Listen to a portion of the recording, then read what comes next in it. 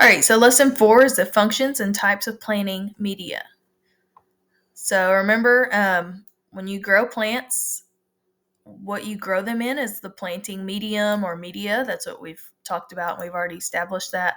It could be soilless planting mix, or sand. There's a lot of different media used for potted plants.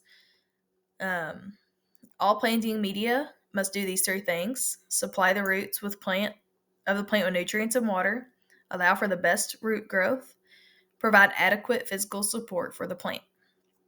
Just as the best soil texture is light and fluffy, the best planting media has a light and fluffy texture.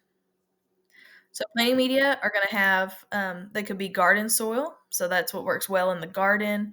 It shouldn't be used alone in container garden or potted plants. You should mix it with another planting media to make it a lighter mixture for container gardening.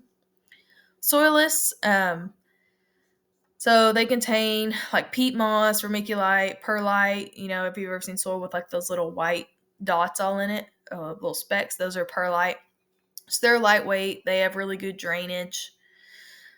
There's if you just go to the store, like Lowe's, and you look at the soil aisle, there are so many different mixes, and they'll tell you like there's some just for orchids, there's some that are just for cactus. So they've got it down to the plant what soil mix you need to buy. So they've made it pretty easy.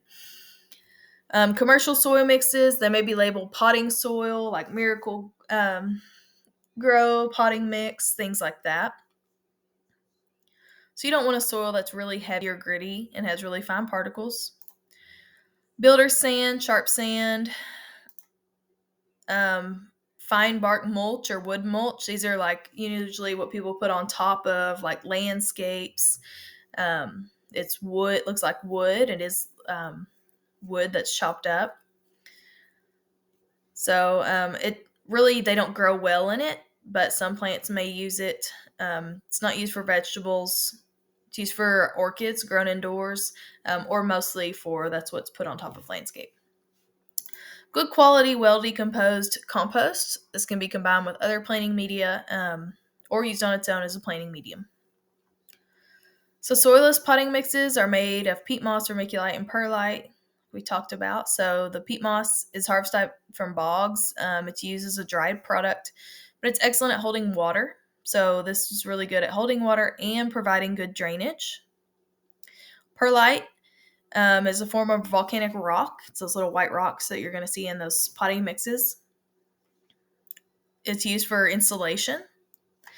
Vermiculite, like perlite, is a mineral. It's used to help aerate them, so give them oxygen. So these all have a good purpose. So for containers, in many cases, mixtures are used for container gardening. So like 100% compost or 100% soilless mix, 25% garden soil plus 75% compost. And it's got some mixes, or you could do 50% compost with 25% soilless with 20% garden soil. So there's a mixture. A lot of it's trial and error, finding out what mixture works for you and what you're trying to plant.